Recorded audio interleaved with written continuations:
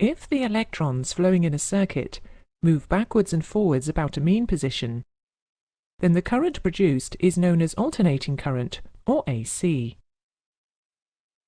In this lesson, we will review the operation of a simple alternator or AC generator. We will look at the advantages that AC systems have over DC systems,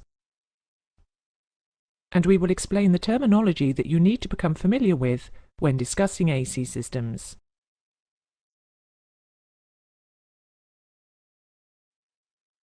A simple AC generator consists of a loop of wire or an armature rotating in a magnetic field. We will take a look at the simple generator as the armature rotates through 360 degrees to see what sort of voltage is produced. In the position shown here, the coil will initially be moving in parallel with the magnetic field, with a phase angle of 0 degrees, so no EMF will be induced. As the coil continues to rotate, it begins cutting the field at a small but increasing angle, and an EMF begins to be induced. As the coil approaches 90 degrees to the direction of the magnetic field, the maximum number of lines of flux are being intersected, and the EMF is at its maximum.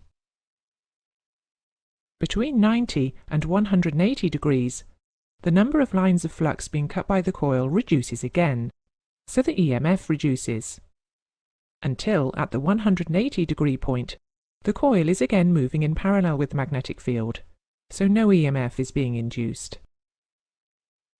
As the coil moves around from the 180 degree point, it once again begins cutting through the field lines, but now in the opposite direction, so an increasing EMF is induced with an opposite polarity, until at the 270 degree point, the coil is cutting through the maximum number of flux lines, and the negative EMF is at a maximum. The EMF now begins to fall again until the circle is completed. The coil is again moving parallel to the field, the EMF is 0, and the cycle begins again. The alternating voltage produced by this type of generator is known as a sine wave or a sinusoidal output. A sine wave can be given an angular notation called phase. One cycle represents from 0 to 360 degrees of phase. The current flowing in the external circuit will be an alternating current, or AC. That is to say, the current will first flow one way, then change direction and flow the opposite way as the polarity of the induced EMF changes.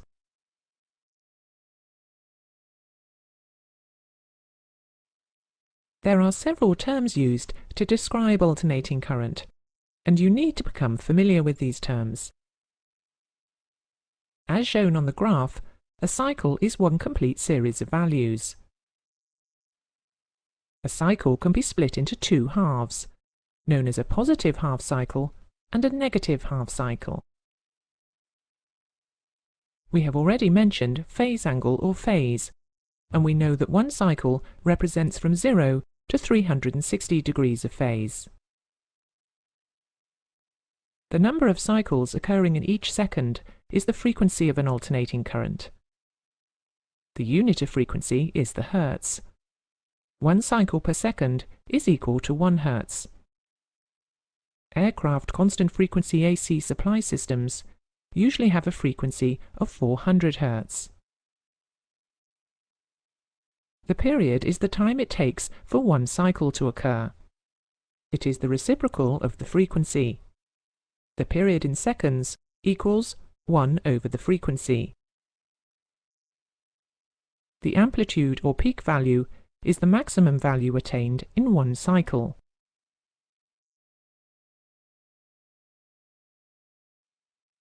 Alternating current or AC electrical power has a number of advantages over direct current or DC. Some of these advantages are self-evident, but others will become clear as you move further into the subject. AC generators are simpler and more robust in construction than DC machines, because they do not have commutators, and only the light current field coil is rotating. Because they don't have commutators, AC generators do not suffer from the problems of arcing at the commutator associated with DC machines, and consequently are more reliable, especially at high altitude. They also require less maintenance. An AC generator can be significantly lighter than a DC generator, with the same power output. Because the rotating elements are much lighter, AC generators can be operated at much higher rotational speeds than DC generators, so they can produce a much higher voltage output. Three-phase AC motors, which again do not require commutators, are simpler, more robust, and more efficient than DC motors. Again, AC motors are fully explained in a future lesson.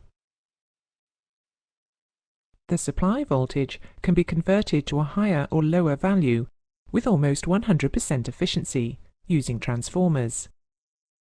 Any required DC voltage can be obtained simply and efficiently using transformer rectifier units, or TRUs. Transformers and TRUs are fully explained in future lessons. AC generators operate at much higher voltages than DC machines, so for the same amount of power, the current required is proportionally less. This means that considerably thinner and lighter cables can be used than is possible in DC systems. Spend a moment studying the list on the screen before moving on.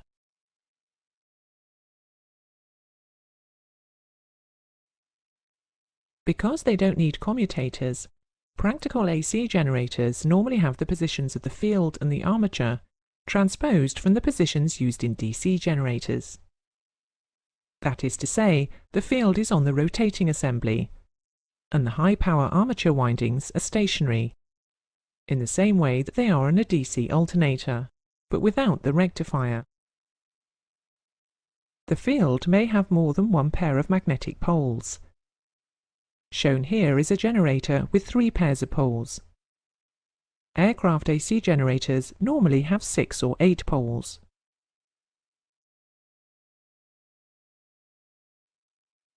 A cycle is completed each time a north and a south pole of the magnetic field move past the armature. Thus, the frequency of an AC generator is the number of times a north and a south pole pass the armature in 1 second. The formula for calculating the frequency in hertz of an AC generator is shown on the screen. For example, a 6-pole generator rotating at 8,000 RPM will have an output frequency of 6 divided by 2 multiplied by 8,000 divided by 60, which is 400 Hz. We can see from this that the frequency of an AC generator is dependent on the rotational speed of the rotor and the number of poles in the field.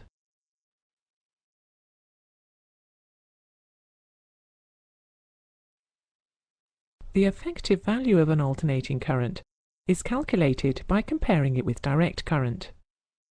The comparison is based on the amount of heat produced by each current under identical conditions. An AC current with a peak value of 10 amps will be constantly varying between 0 and 10 amps. So a steady DC current of 10 amps will make a resistor hotter than will the AC current with a peak of 10 amps. To make the resistor as hot with an AC current, its peak value must be higher, so that its mean value can be 10 amps. This mean value is termed the root mean square, or RMS value. As the current or voltage rises from 0 to maximum in 90 degrees of phase angle, the mean value will occur at the midway point of 45 degrees. As the values follow a sine curve, then the value at 45 degrees can be calculated using the formula sine equals opposite divided by hypotenuse. In our case, the hypotenuse is equal to the peak value, and the opposite is equal to the mean value. The sine of 45 degrees is 0.707. So in our case, 0.707 equals the mean value divided by the peak value. By transforming the formula, we can say that the mean or RMS value of alternating current or voltage with a sinusoidal waveform is given by the formula RMS equals 0.707 multiplied by the peak value. In our earlier example, the AC with a peak value of 10 amps has an RMS value of 10 multiplied by 0.707, or 7.07 amps, which explains why it produces less heat than the 10 amp DC current. Most AC supply values are given in RMS terms. Ammeters and voltmeters measuring AC are normally calibrated in RMS values. That is the end of the lesson. You now know the advantages that AC electrical systems have over DC systems. They are being displayed on the screen. Spend a moment reviewing them before moving on.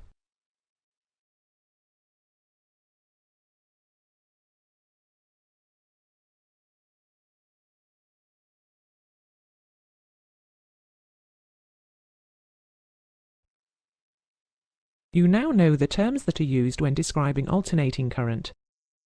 They are being displayed on the screen for you to review. Finally, you can calculate the output frequency of an AC generator using the formula shown.